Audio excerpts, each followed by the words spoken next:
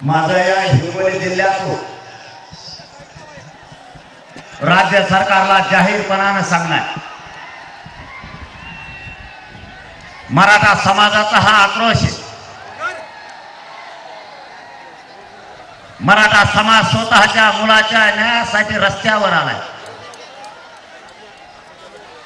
एकट्या छगन भुजबळच्या ऐकून तुम्ही जर मराठ्यावर अन्याय केला तर याद राखा, महाराष्ट्र किंवा आरक्षण छगन भुजबळची मक्तेदारी नाहीये। छगन भुजबळचं ऐकून जर मराठ्यावर अन्याय करण्याचा प्रयत्न केला तर 288 पैकी एकही उमेदवार सरकारचा निवडून देणार नाही।